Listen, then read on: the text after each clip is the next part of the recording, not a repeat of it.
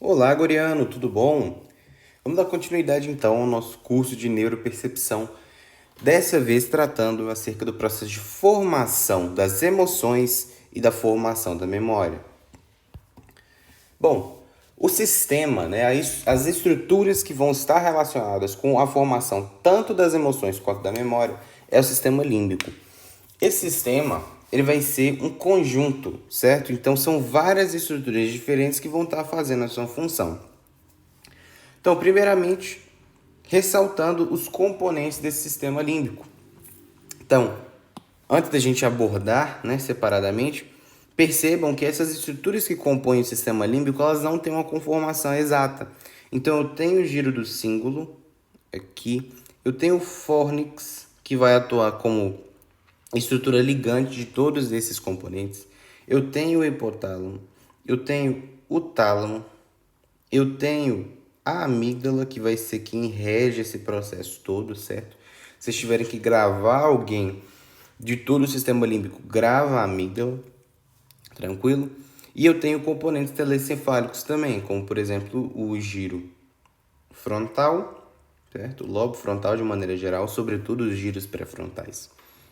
Tranquilo?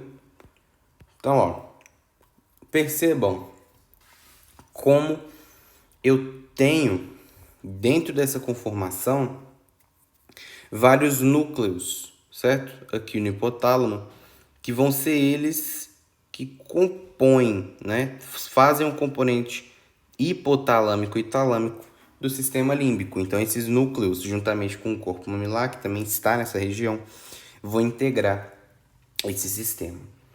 Ah, Otávio, como assim o fórnix serve para ligar tudo isso?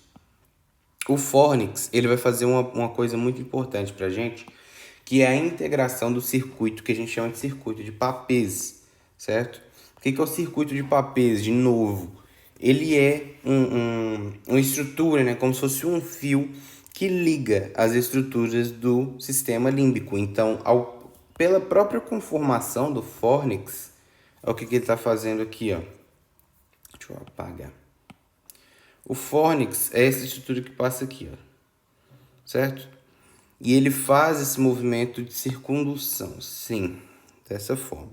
Então ele consegue ligar para mim as estruturas hipotalâmicas com as estruturas talâmicas, com os corpos mamilares, né, os núcleos mamilares, com o giro do cíngulo lá em cima, com o pré-frontal aqui. Então ele faz essa ligação. E como ele é uma comissura, né? Olha a conformação dele aqui. Como ele é uma comissura, eu sei que a forma dele de mandar informações, ela é interhemisférica, ou seja, eu consigo mandar deste pré-frontal ou deste hipotálamo pelo fórnix um para o outro, e eu também consigo mandar interhemisféricos, certo? Então, intrahemisféricos dentro do próprio hemisfério e interhemisféricos. Dessa forma, em 90 graus, de um hemisfério para o outro, para que o processamento seja uniforme, certo? Então, eu tenho a mesma percepção de emoção entre um encéfalo, entre um hemisfério e outro hemisfério. Tranquilo? Então, quais os componentes desse sistema límbico de maneira geral? O primeiro que nós vamos falar é o córtex singular anterior. O que é o córtex singular anterior? É aquele responsável pelo processamento de uma emoção ruim. Então, a emoção de tristeza. Então, antes de mais nada, não esperem que cada um desses vá fazer o processamento de uma emoção, certo?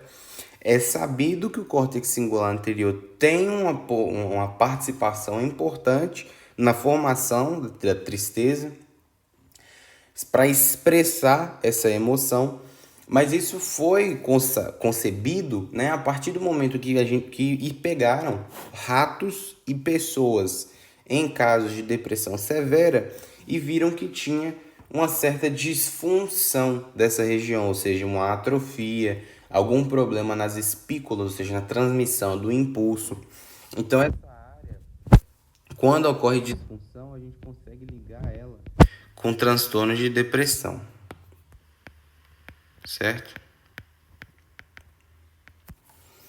Então, existe uns malucos por aí que consegue, né, entre aspas, resolver essa depressão na cirurgia. Então você vem no córtex singular anterior e tenta resolver esse problema cirurgicamente, colocando um eletrodo ou algo do tipo, para que essa disfunção ela tente desaparecer, certo? Mas a maioria das pessoas acaba optando pelo tratamento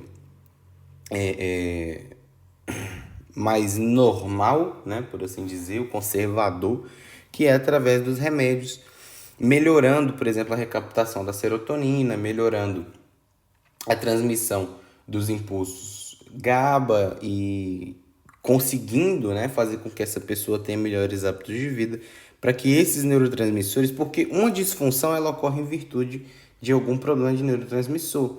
Então, em virtude disso, eu, em vez de eu vir aqui no cerne do problema, eu vou lentamente voltando com essas conexões, né, com esses impulsos, e consequentemente essa área que estava atrófica ela volta a ter seu papel. O córtex insular anterior ele está relacionado com um processo de emoção denominado ativo, que eu denomino ativo. O que é uma emoção ativa? A emoção ativa é aquela que você só tem. Então, por exemplo, acabei de acordar e tô meio triste, cabisbaixo, tô com uma vontade de não fazer minhas coisas, tipo todos os acadêmicos de medicina, né? Porque um momento a gente cansa e aí a gente sempre tá dessa forma. Então, a emoção ativa é aquela que não tem objeto, certo? Não tem objeto.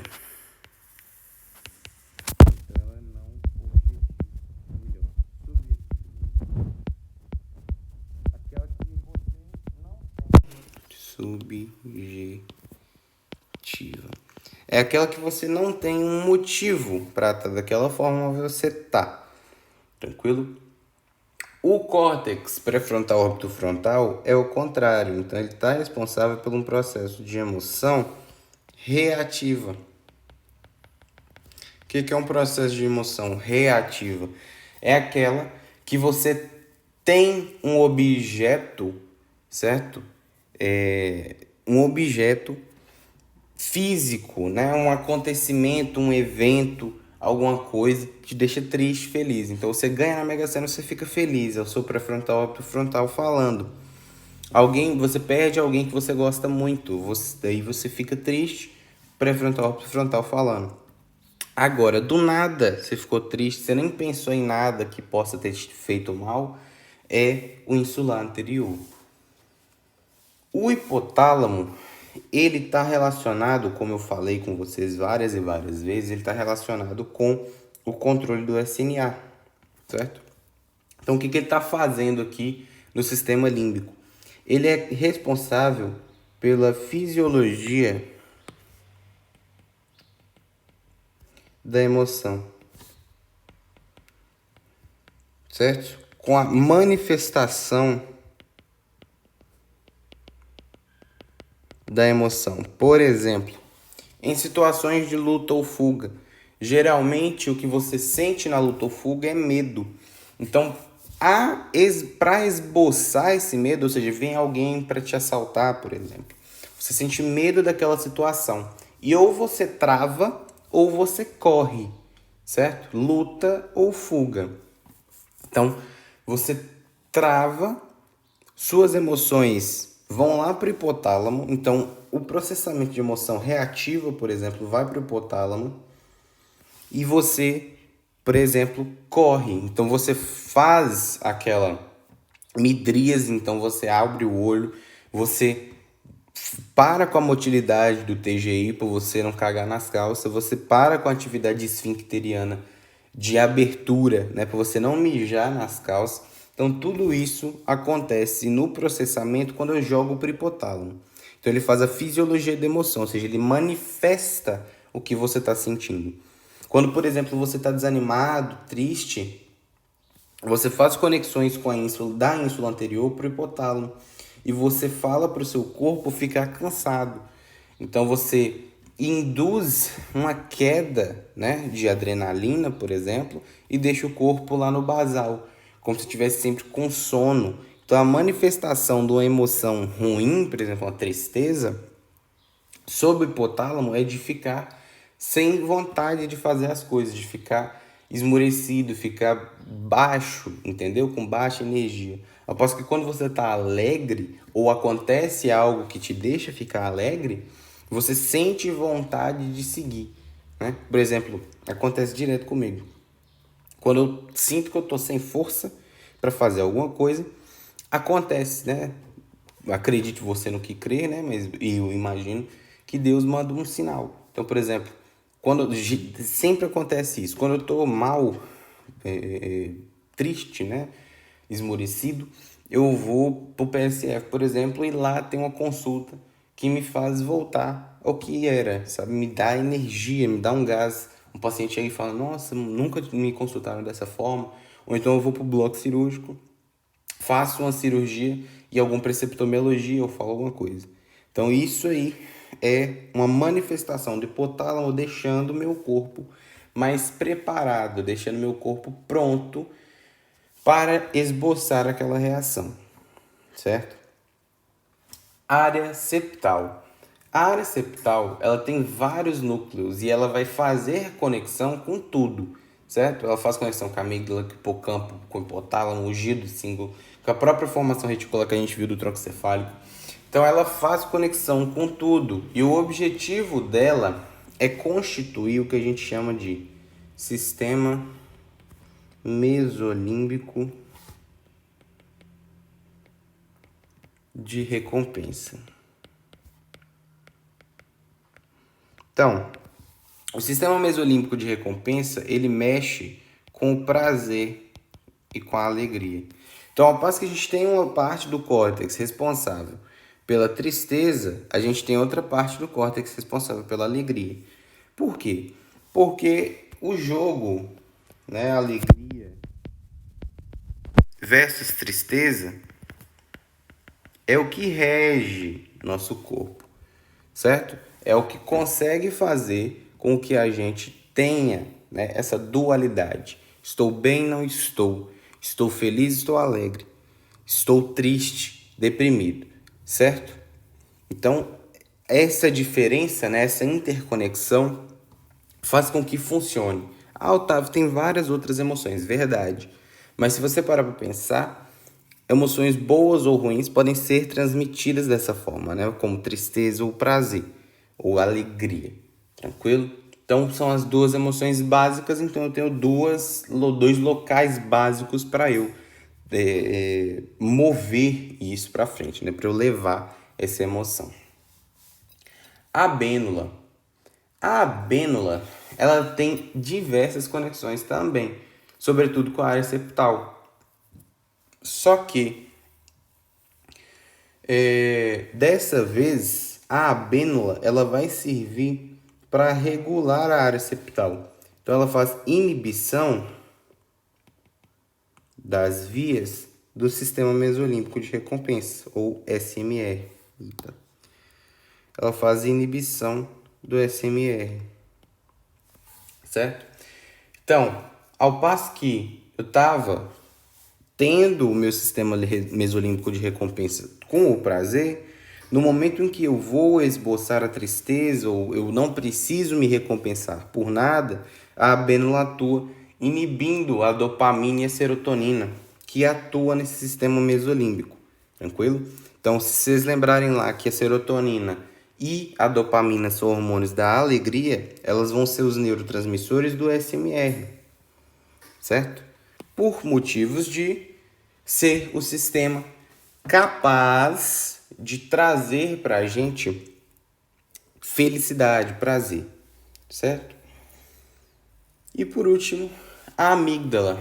A amígdala, ou corpo amigdaloide, é o componente mais importante desse sistema. Então, se tiver que gravar algo, grave ela, certo? Por quê? Ela é a reguladora de todo esse processo. Tranquilo? Falando melhor sobre essa amígdala, ela é dividida em várias partes. Então tem 12 núcleos, 3 grupos, Então, esses 3 grupos vão ser quem nós vamos estudar de fato. Então, eu tenho um grupo córtico-medial. Ah, Otávio, como assim córtico-medial?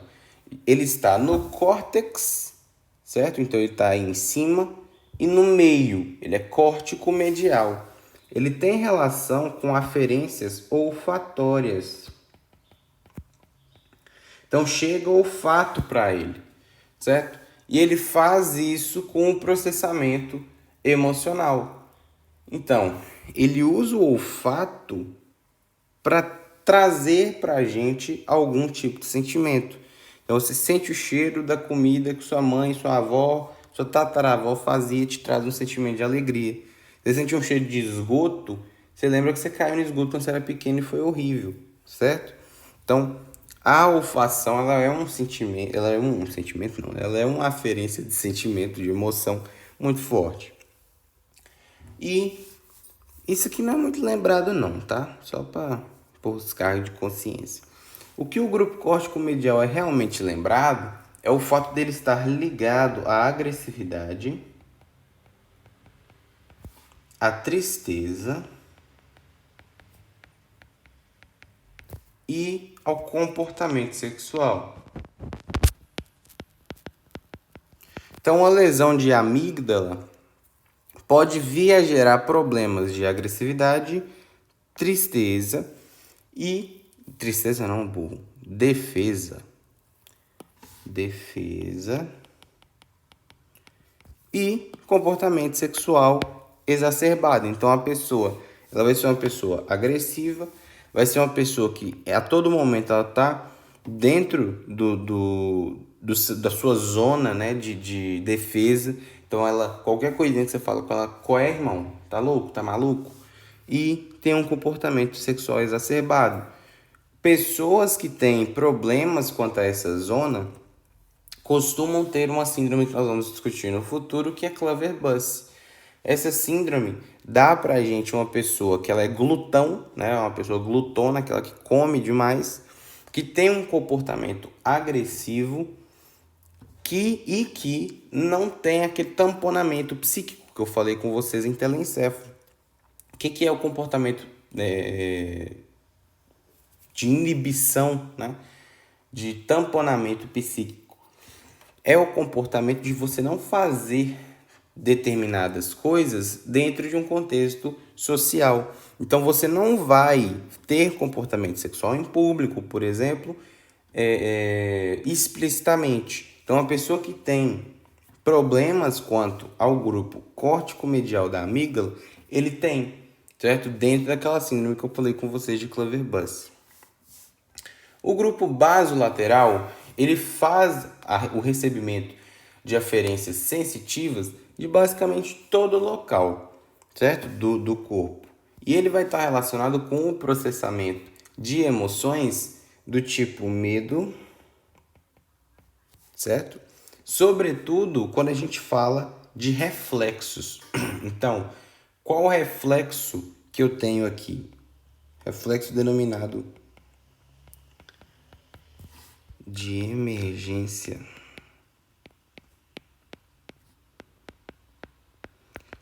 De Cannon. Ou reflexo de Cannon. O que esse cara falou? Esse cara falou que quando eu tenho medo, o meu reflexo é de luta ou fuga. Oh, meu Deus, mas ele foi a primeira pessoa de ter falado isso. E quem faz esse processamento? O grupo basolateral. Então, a pessoa que ela tem uma lesão de basolateral, ela perde o reflexo de emergência de Cannon. E, consequente, que é quem promove a emoção e a reação de quem tem medo, ou seja, tremer, rachar fora quando você vê uma coisa, sair correndo, travar, é ele que faz. Cada um tem um reflexo de emergência diferente. Tem gente que cai no murro com assaltante, tem gente que racha fora, tem gente que fica lá paradão, tem gente que só fica tranquilão e responde ao que a pessoa tá te pedindo, né? O que o assaltante tá te pedindo. Então, vários reflexos de emergência diferentes. Porém, quem atua é o grupo basolateral. Então, a pessoa que ela não tem essa conexão com o basolateral, o que acontece? Ela perde o reflexo de emergência de Cannon, consequentemente, ela não sente medo. Então, ela é exposta a situações que, por exemplo, são risco de vida, né? Tem muitas literaturas que falam sobre ofídicos, né? Então, cobras, ou uma pessoa que tinha essa lesão e ela apanhava cobra nos braços e ficava rodando com ela na cabeça e tudo, mesmo sabendo que aquela cobra era venenosa, que podia matar ela, mas não tinha reação, não achava que aquilo era perigoso, porque ela não consegue sentir, não tem a emoção de achar que aquilo é perigoso. Ela não tem a emoção de medo quanto a uma coisa que pode tirar a sua vida. Tranquilo? E por último, o grupo central, que ele vai fazer basicamente eferência da amígdala. Então eu tenho uma parte que faz o processamento de emoção com base sensitiva e essas duas partes vão estar jogando os impulsos delas para o grupo central. E o grupo central ele está no meio, né? Então córtico medial em cima e na meiuca, basolateral dos lados e na base, certo? E por último, a massinha que fica no centro de tudo é o grupo central, que ele faz as referências da amígdala. Então, o que ele recebeu e processou com os outros grupos, ele manda para o grupo central, para que a gente efetue as informações que passaram por essa amígdala. Então, para que eu faça a função, certo? Peguei, recebi a aferência, joguei para o grupo central, que vai, por exemplo, jogar para o hipotálamo, que vai me dar, né, alguma ação com base naquilo. Então, outra coisa que é importante ser dita da amígdala são as conexões que ela faz. Então, as conexões elas vão ser importantes para que a gente tenha a forma, né, de responder aquele estímulo emotivo. Então, eu posso ver uma coisa que me deixa triste, me sensibilizei, vou jogar para o meu sistema límbico sensibilidade, né? Então, eu vou pegar uma via sensitiva e carregar essa informação. Chego, processo na amígdala e mando embora. Então, as conexões aferentes vão vir de todas as áreas secundárias do córtex. Eu vou pegar informação nua e crua, bruta, para processar a emoção? É óbvio que não. Então, eu vou pegar uma área secundária do córtex, que já trouxe para mim tudo no script bonitinho. Então, ele vai chegar lá, por exemplo, uma visual secundária, né, uma via ventral, e vai falar, é o seguinte, dona amígdala, eu vi ali agora um cara ser assaltado passando nessa rua. Tô com o ânus trancado, tô morrendo de medo. O que você acha que nós devemos fazer? Então ele recebe essa aferência da via ventral, né, visual secundária, e a partir disso, com essa sensibilidade, a amígdala vai processar essa emoção e tomar uma decisão e jogar isso para as vias eferentes, certo? Então ela está relacionada com todas as áreas secundárias do córtex. Então a sensibilidade ela já chega na aferência da amígdala processada, interpretada, para que a amígdala tome uma decisão, certo? Vias eferentes, também chamada de amigdulófugas, ou o que tem fuga da amígdala, então é eferente ou amigdulófuga. Ela se divide em duas, as eferentes dorsais, que elas vão para as outras estruturas do sistema límbico, então ela tem relação com as outras estruturas do sistema límbico. Otávio, por que ela tem relação com as outras estruturas do sistema límbico? Porque eu cheguei com a aferente lá do telencéfalo, de uma área secundária. Caí aqui. A amígdala ela vai fazer duas coisas. A primeira é tomar uma decisão. E a segunda vai ser processar essa informação. Então, por exemplo, eu preciso mandar isso para o meu córtex do cíngulo anterior para eu sentir tristeza. Eu preciso mandar isso para o meu córtex pré-frontal, orbitofrontal, para eu ter uma reação. Eu preciso mandar isso para a área septal para eu ter prazer, para eu ter alegria, certo?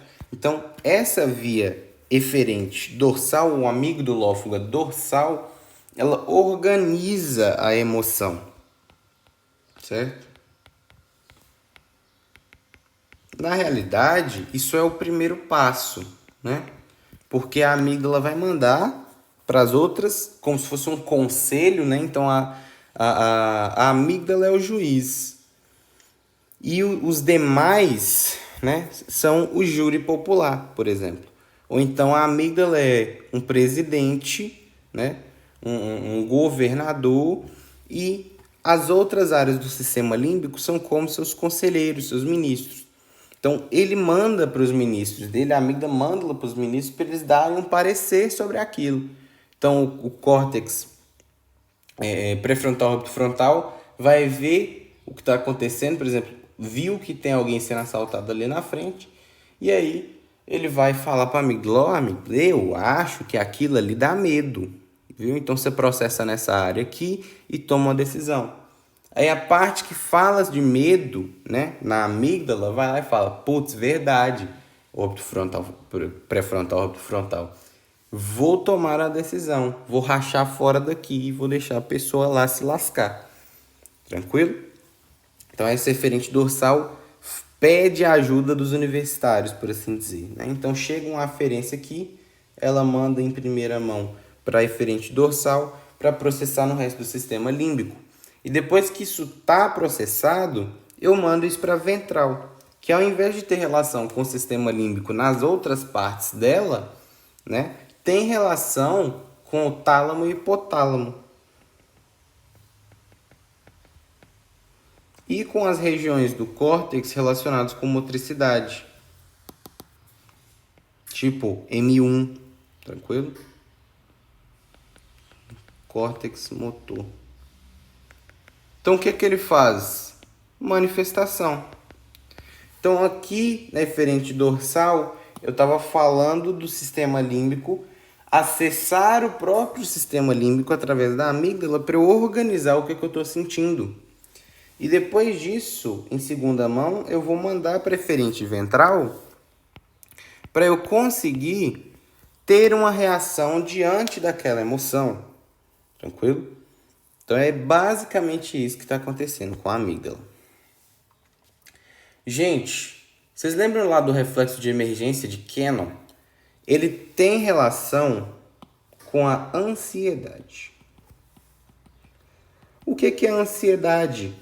Enquanto caso clínico do sistema límbico processador de emoção. A ansiedade, além de ser o transtorno psiquiátrico mais widely available, né? Tipo, o que mais acontece, o que é mais normal no mundo todo, a fisiopatologia dele é um erro, né, na expressão do medo. Então, por que eu fico com medo? Porque eu vejo uma coisa que me dá medo. Eu vejo uma pessoa assaltando outra, eu vejo, sei lá, algo que eu tenho muito medo, né? Tem gente que tem medo de palhaço, então essa pessoa vai ver um palhaço e vai ficar com medo. Tem gente que tem medo de animais peçonhentos, então ela vai ver uma cobra e vai ficar, putz, grila, uma cobra. Então, cada um tem um medo. E isso é o normal. Quando você vê algo que te dá medo, quando tem objeto, ou seja, tem motivo para você estar daquela forma, é dar, né, sensação de medo. Agora, quando essa sensação passa do limite, ou seja, quando eu não tenho objeto, quando eu não vi um palhaço, uma cobra, quando eu não vi ninguém assaltando, batendo nos outros, não tem motivo para eu ter medo, mas mesmo assim eu entro dentro de ansiedade. O que é ansiedade? É medo o tempo todo, certo? Então, quando não tem objeto, mas mesmo assim eu tenho a ativação do reflexo de emergência de Cannon o tempo todo, eu gero ansiedade, que é um estresse todos os dias. Então, prolongando isso todos os dias, essa pessoa vai ter, obviamente, seus problemas psiquiátricos a tratar, né? Ela vai se estressar com tudo, ela vai se sentir subjugada o tempo todo, vai achar que tudo está contra ela, vai ter medo de fazer qualquer coisa nova, certo? Com medo de rejeição. E fisiologicamente falando, né, que é o que eu tenho moral para falar, né? Ela vai ativar sempre aquele eixo hipotálamo hipofisário com o objetivo de produzir cortisol. Então ele vai ter um cortisol aumentado. Então a pessoa que ela tem ansiedade, ela tem mais facilidade para perder massa magra, vai ter mais facilidade para engordar, tem mais facilidade quanto a movimentar, né, essa ativação cortical. Mas eu ocupo a minha cabeça o tempo todo com essas neuras, né? Então eu gasto essa energia dessa forma, preciso do cortisol. Então, ativo em excesso a amígdala, que vai reduzir, né? Que, obviamente, eu não posso ficar com a minha amígdala o tempo todo ativa, porque senão eu vou estar utilizando aqueles impulsos de processamento emocional para uma coisa só. Então, a pessoa que ela tem ansiedade, o resto do corpo dele, né? Por exemplo, o hipotálamo, que é quem faz a manifestação da emoção, ele fala, não dá não, hein? O cara tá sempre dessa forma, tá sempre sentindo medo, então eu vou deixar de sentir outras coisas. Vou parar de trabalhar, porque senão eu passo do meu limite. Eu tô fazendo hora extra aqui o tempo todo, não consigo, não dou conta. Então a pessoa que ela é ansiosa, ela falha em perceber outras coisas. Então quando uma pessoa tá ansiosa, ela sempre espera, tá ansiosa não, ela é ansiosa, ela sempre espera o pior. Então, quando acontece alguma coisa boa, é difícil para ela entender que aquilo é bom. Quando alguém, por exemplo, vai e elogia ela, fala bem dela, ela não consegue palpar aquela atividade porque nunca tinha acontecido antes, certo? E o hipotálamo não consegue responder a isso. Por isso que é sempre uma conversa esquisita. Nossa, você tá muito bonito, fulano. Eu tô nada, cala a boca. Eu não. É coisa da sua cabeça. É difícil processar aquilo, né? Então, reduz essas respostas aos estímulos. Então, e além disso tudo, eu estou sobrecarregando o sistema límbico, que também é responsável pelo processamento de memória, que é o que nós vamos ver a seguir. Quando eu estou sobrecarregando o meu sistema límbico com emoção, a parte de memória começa a falhar. Então, começa a ter transtornos de memória também. Então, a pessoa que ela é muito ansiosa, ela geralmente cursa com transtornos de memória junto. Então, ela não consegue lembrar das coisas, esquece com muita frequência. Sobretudo as coisas que aconteceram agora, né? Que é memória operacional, como nós vamos ver no futuro. Tranquilo? Agora nós vamos falar um pouco acerca das memórias. Então, o mesmo sistema está sendo envolvido, é o sistema límbico. E eu consigo classificar essas memórias em 3 categorias, certo? 3 tipos de memória. A primeira dela é a memória operacional. Como eu gosto de falar, é uma memória de curtíssimo prazo. O que é uma memória operacional? É uma memória que é suficiente para eu estabelecer uma conexão lógica entre uma coisa e outra. Como assim? Então, vamos pôr assim que ela dura 5 minutos. Como assim que ela dura 5 minutos? É o tempo suficiente para eu entender o que está acontecendo e fazer alguma coisa, tomar uma atitude, fazer uma resposta. Então, vamos supor que eu estou em diálogo com a pessoa e ela fala: ah, mas eu acho que o fato dos gatos caírem em pé é porque eles têm um centro de gravidade embutido dentro deles, que eles movem a massa do Sol e utilizam a massa do Sol, né, para mover-se. Eles formam um campo gravitacional em volta deles mesmo que dá tempo dele desvirar quando ele cai de costas e cair de pé. Aí eu escuto tudo aquilo que essa pessoa acabou de falar e eu olho pra cara dela, usando minha memória operacional, e falo, véi, você é burro demais, velho. Como é que você consegue usar a sua cabeça pra tanta coisa, pensar tanta bobagem e não consegue aprender neurologia, velho? Você é retardado, certo? Essa é a memória operacional, aquela que te permite entender o que está sendo disposto, as informações que estão ao seu dispor, né? E você consegue entender aquilo. Caso essa informação seja útil, então, por exemplo, você está assistindo uma aula, você está presenciando uma palestra, você está vendo, para pessoas que gostam, né, que são praticantes, a homilia de um padre, de um pastor, você presta atenção naquilo e decide se isso é bom ou não, se isso deve ser lembrado ou se isso deve ser esquecido. E a partir dessa memória operacional, eu parto para a próxima memória. Obviamente, se eu prezo por aquilo. Então, se eu devo esquecer... Na verdade, vamos colocar aqui. Se eu devo esquecer, eu perco essa memória, não vale a pena lembrar. Agora, se eu devo lembrar, ela cai para a memória de curta duração, que é aquela que dura de 3 a 6 horas. Não esquenta a cabeça com hora não, viu? É só para vocês entenderem. Então é uma memória que tem um prazo maior, mas ainda é pequeno. Você lembrar uma coisa por 3 a 6 horas pode parecer muito, mas na hora que você precisa consolidar conhecimento, falha. Então a memória de curta duração é aquela favorita das pessoas que estudam um pouco tempo antes da prova.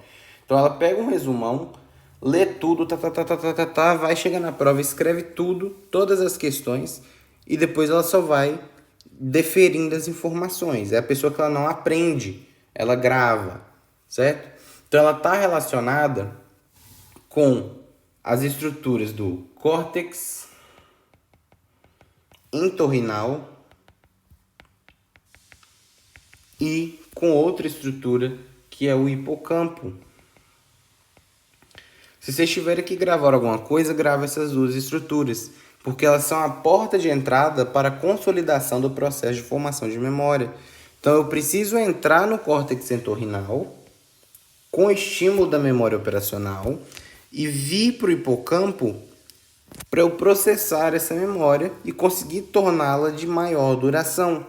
Então o córtex entorrinal está relacionado com o processo de formação da memória. Tranquilo? E por último, a memória de longa duração, ela tem tempo indeterminado. Não é para sempre, mas é indeterminado. Tem coisas que você lembra para sempre, tem coisas que você esquece. Você estudou aquilo para a prova, você sabia aquilo, mas te pergunta isso um mês depois para ver se você lembra ainda. Te pergunte isso 6 meses depois, no outro período, para ver se você lembra. Se você não exercita aquilo, essa memória acaba. Mas é mais fácil para você pegar no futuro, certo? Então, se você esqueceu, mas você vai estudar, você fala, ah, verdade, era isso aqui. Então, ela tem tempo indeterminado. Mas ela, obviamente, ela é necessariamente maior do que 6 horas. Essa memória, ela está relacionada ao córtex de associação, certo? Então, ela é armazenada no córtex de associação, como se fosse uma gavetinha. Então, quando eu preciso daquele conhecimento, eu vou nessa gaveta, abro, pego o conhecimento, uso, guardo de volta e fecho a gaveta, certo? Não preciso desse conhecimento, ele fica lá armazenado nas áreas de associação. Tranquilo? Então, isso é uma memória de longa duração. Tenham noção das estruturas que estão relacionadas com o processo, certo? Falando mais sobre essas estruturas, a primeira de todas é o córtex entorrinal. Então, eu falei para vocês que o córtex entorrinal é a porta de entrada para o processo de formação de memória. E ela vai entrar onde? Ela é a porta de entrada para o hipocampo. Então é aí que eu consigo fazer as minhas coisas, certo? É por meio do córtex entorrinal que inicia o processo de formação da memória. Então ele é um início. Não se esqueçam disso, que é importante. O hipocampo, ele faz associação com aquelas áreas... Ele faz associação, é ótimo. Ele faz conexões com as áreas de associação, que é onde guarda as memórias de longa duração. Vocês lembram? Então ela tem inferências com isso. Então ela é capaz de juntar as informações que ele acabou de receber do córtex entorrinal e promover uma resposta àquilo. Então, memória de curta duração, memória de curto prazo. Chegou lá. Ah, preciso dessa memória? Preciso. Não preciso? Jogo fora. Preciso? Armazeno no córtex associativo. Certo? Então, o hipocampo é quem consolida a memória. Tranquilo? Então, ela tem conexão com o corpo amigdalar, ou o corpo amigdaloide, ou a amígdala. Então, ela dá caráter de emoção para a memória. Então, eu lembro que quando eu comia misto quente, antigamente eu comi tanto aquele misto que eu enjoei. Então, hoje eu tenho uma emoção de nojo, por exemplo, quando eu como misto. Eu não gosto, não é uma coisa que é, oh meu Deus, que vontade de comer. Entendeu? Do caráter emotivo quando eu passo para a amígdala. tem conexão com a área tegmentar ventral, que é uma área que tem relação com o SMR, com o sistema mesolímbico de recompensa. Então eu consigo dar caráter de prazer para essa memória também, não só de nojo, de alegria, mas eu consigo ter o que a gente chama de comfort food, né, por exemplo. Então eu vou lá e como chocolate. Então esse chocolate me dá prazer, porque eu tenho boas memórias quando eu como chocolate, certo? A área pré-frontal dorso-lateral, ela é responsável pela memória operacional. Então ela pega a sensibilidade durante aquele momento, minha visão, minha audição, meu tato, e monta um esquema dessa memória dentro do córtex pré-frontal dorso-lateral, certo? Ele vai lá, entende o que está acontecendo com a memória operacional, manda para o córtex entorrinal para dar continuidade ao processo de formação. Córtex para-hipocampal não é muito lembrado, mas ele tem relação com a aprendizagem visual. Então, a pessoa que ela aprende fazendo, ela tem uma boa conexão do córtex para-hipocampal. O cara chega, vê você fazendo, você faz uma, duas vezes e o cara já pega e executa. Então, isso é o processo de aprendizagem visual primária. Então, eu estou ali para abstrair novas informações sob a forma de visão. Tranquilo? De novo, não é muito lembrado. Áreas de associação no córtex, neocórtex, na verdade, associativo. Então, isso aqui serve de armazém. Isso aqui serve de armazém das memórias. Então, eu vou lá, entendo que esse córtex associativo tem relação com guardar as memórias. É como se fossem as minhas gavetas. Então, as minhas memórias de longa duração, que acabaram de vir lá do córtex entorrinal e do hipocampo, vão ser armazenadas aqui. Giro denteado. Ele tem relação com a cronologia, com a temporalidade. Então, eu não lembro de coisas quando eu era muito novo, mas eu entendo que as memórias que eu tenho com 5 anos são antes das memórias que eu tenho com 10, com 15, com 20, certo? Então ela dá a cronologia, ela guarda isso na cabeça de maneira escalonada, que eu consigo me lembrar, não, eu comi ontem no almoço carne passada. Mas antes disso, no domingo, eu pedi um lanche, certo? Então é o giro denteado que faz isso. Córtex singular posterior. Ele vai receber aferências do corpo mamilar, ele vai passar pelo tálamo, pipipipopopó. Mas é o córtex singular posterior que me ajuda como é que fala? A fazer a manutenção, né? A promover a circulação do circuito de Papez. Certo? Então, o singular posterior tem relação com o circuito de Papez. E por último, o diencéfalo. O diencéfalo é onde estão as estruturas do corpo mamilar e do hipotálamo, certo? Que são estruturas do sistema límbico. Então, ele também vai entrar aqui por conta do circuito de Papez. Certo? Então, todo o córtex singular posterior e o diencéfalo vão fazer parte do circuito de Papez. Tranquilo? E o que é o circuito de Papez, Otávio? Que inferno é esse? Você vive falando. Olha isso aqui. Perceba como tá fluindo as coisas aqui de uma maneira. Então, vamos supor que eu fui no meu córtex pré-frontal dorso lateral. Pré-frontal, tá aqui. Dorso lateral. Como isso aqui é uma face medial, ele vai estar ali, né? Do outro lado. Então, ele está lá, pré-frontal dorso lateral. E aí eu recebo essa informação com a memória operacional. E essa memória operacional vai cair no circuito de Papez e rodar. Cair no córtex entorrinal, depois subir para o hipocampo, depois volta e cai nas áreas do neocórtex, por exemplo, para eu consolidar essas memórias, certo? Então é tudo uma questão de rodar. Isso é o circuito de Papez. Ele consegue interligar as estruturas do sistema límbico.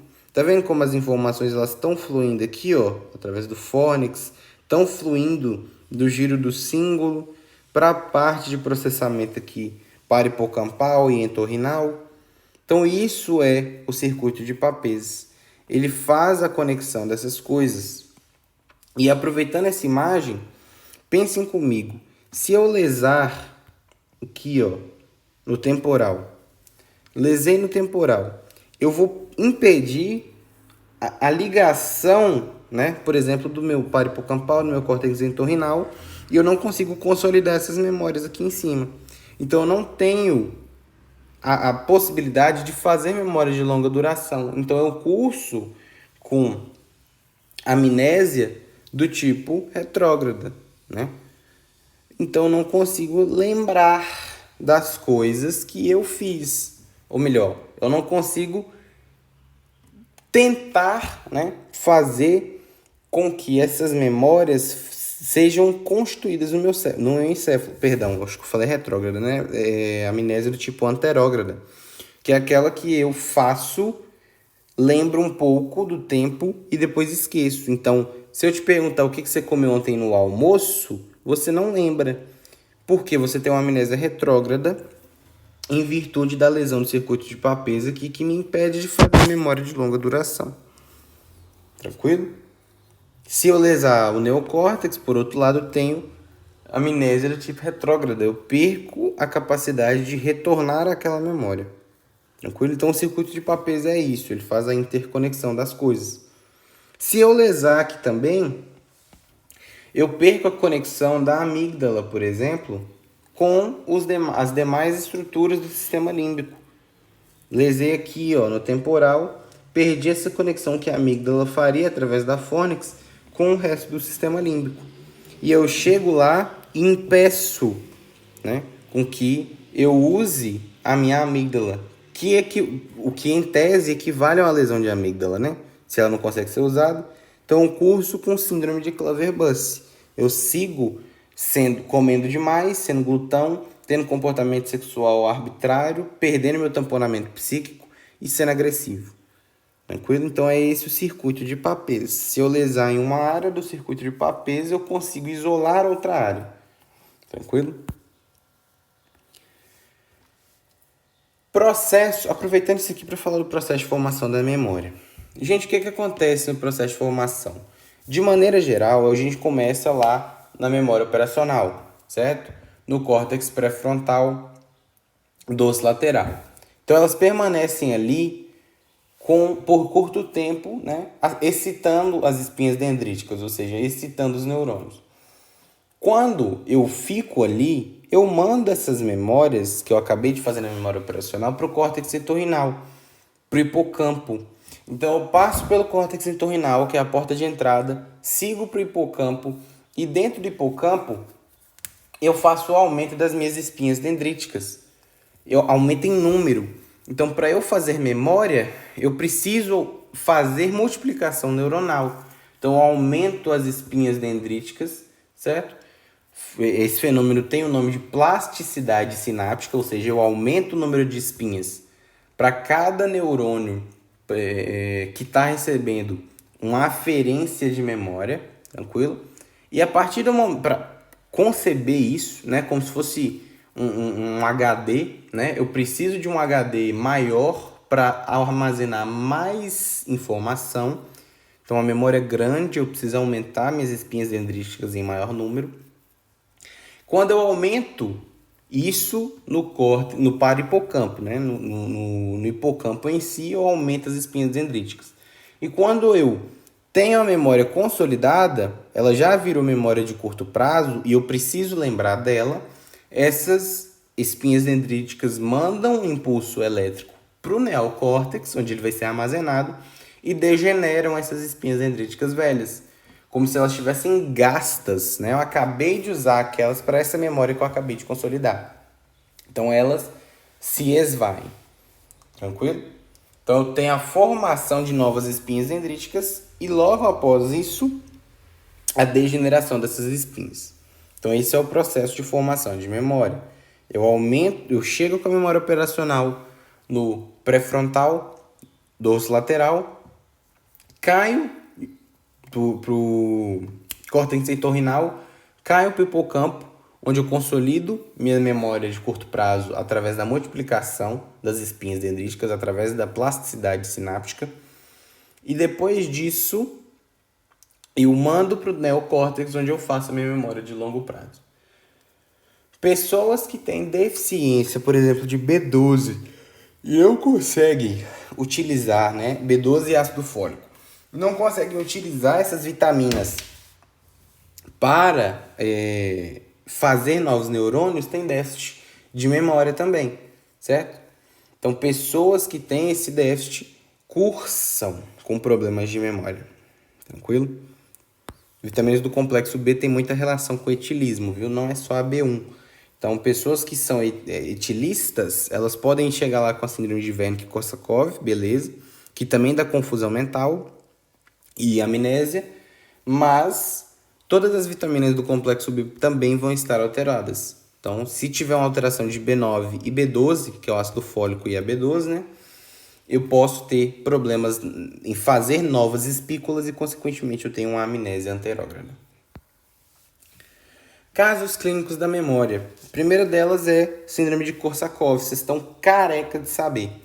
O que é a síndrome de Korsakoff? É uma hipovitaminose do tipo B1, de tiamina, que promove uma degeneração de corpo mamilar, degeneração de núcleo anterior do tálamo, que significa pra gente uma encefalopatia. Encefalopatia. O que é essa encefalopatia? É quando as estruturas do encéfalo estão sendo lesadas, certo? Então, as estruturas capazes de trazer pra gente fornecer, né, meios para que eu faça minha memória de longa duração sofrem com isso, eu tenho encefalopatia. Então, o cara que tem Korsakoff, lembrem-se que é Wernicke-Korsakoff. Wernicke é o início, é o cara que só tem confusão mental e uma amnésia leve, um déficit energético muito significativo. E conforme isso vai progredindo, eu chego no estágio de Korsakoff, que é quando eu tenho a encefalopatia, que é irreversível. Então, ele tem clinicamente amnésia anterógrada, que é aquela que eu leso a conexão do hipocampo com o neocórtex, certo? Perco a minha memória operacional, não consigo fazer memória de longo prazo, ou então eu faço uma lesão de neocórtex e eu perco a minha memória de longo prazo que eu já tinha constituído, que significa uma amnésia do tipo retrógrada, tranquilo? Então, síndrome de Korsakoff em virtude da hipovitaminose B1. Síndrome de Clover-Busse é aquela que tem lesão, sobretudo de córtex pré-frontal, órbito frontal, que faz o tamponamento psíquico, certo? Então, eu vou lesar, a maior parte das lesões é no lobo temporal. Ah, Otávio, mas não tem nada no lobo temporal que faz processamento de emoção para isso. Eu conheço a amígdala, eu conheço o pré-frontal, órbito frontal, que são estruturas relacionadas com o processamento de emoção, de agressividade, de comportamento sexual, pipipopopó. Mas se eu lesar o temporal, lá no circuito de Papez, eu corto a conexão da amígdala com as demais estruturas do sistema límbico, lembra? Gerando síndrome de Clover-Busse, que é quando a pessoa tem uma lesão no circuito de Papez, no lobo temporal, onde fica um ramo do circuito, e eu não consigo passar com os impulsos amigdalares para as demais estruturas do sistema límbico. Então, o paciente tem comportamento socialmente não aceitável. Então, o que é isso? Tamponamento psíquico falhando, tem uma sexualidade exacerbada, começa a se alimentar igual um perturbado, né? Um glutão, e tem distúrbios de memória. Então, tudo isso em virtude da lesão de circuito de Papez, que é quem integra o sistema límbico. E por último, a doença de Alzheimer. A doença de Alzheimer, gente, é uma degeneração neuronal através do acúmulo de uma proteína chamada beta-amiloide. Vocês não vão estudar isso agora, Mas esse acúmulo de proteína beta-amiloide, ela acontece lá no córtex entorrinal. Então, se eu vou acometer no meu córtex entorrinal, eu não consigo, certo? Fazer novas memórias. Então, a pessoa que ela tem Alzheimer, ela perde direto a memória operacional. Então, você pergunta para ela, e aí, tio, tá bom? Ela, tô bom. Aí, daí a pouco você pergunta, e aí, tio, tá bom? Ela, tô bom. E aí ela te pergunta depois ainda, e você tá bom? Tô bom. Aí daí a pouco, você tá bom? Tô bom. Você tá bom? Tô bom. E fica isso o tempo todo, porque ela perde a memória operacional, aqueles 5 minutinhos de diálogo. Consequentemente, ela não consegue fazer novas memórias, né? Então ela vai ter uma amnésia do tipo anterógrada. Com a evoluída doença, essas placas de beta-amiloide vão se depositar no córtex neoassociativo, neocórtex. E a partir disso eu vou começar a ter uma amnésia retrógrada. É aí que esse paciente passa a não ver mais, por exemplo, seus familiares. Não sabe que ela tem um filho e o filho cresceu, né? Não sabe que o filho dela é aquela pessoa adulta já e tem na memória que o filho é uma criança pequena. Então, as memórias mais antigas elas demoram mais a desaparecer, mas conforme o tempo ela vai desaparecendo, até o momento em que essa pessoa esquece de quem ela é. Então, ela esquece do ínterim, da primeira informação que ela deve ter tido acesso. Com a evoluída doença ainda tem acometimento daquele núcleo basal de Maynard que eu falei com vocês, que faz o paciente perder um controle sobre o SARA, né? Perde o controle sobre o sistema ativador reticular ascendente. Então eu perco a modulação da acetilcolina, consequentemente é quando eu tenho a manifestação fisiológica do Alzheimer, né? Então é a manifestação de perda de motricidade e sensibilidade. Pessoa que ela fica acamada o tempo todo. Tranquilo? Pessoal, era isso que eu tinha para vocês hoje. Eu espero que vocês tenham gostado. É a última matéria que presta, né? Até então. Próximo vai ser mais clínica. Não é uma clínica tão legal. Tranquilo? Espero ter ajudado. Qualquer dúvida que você tiver, me manda uma mensagem. Estou com você sempre e até a próxima.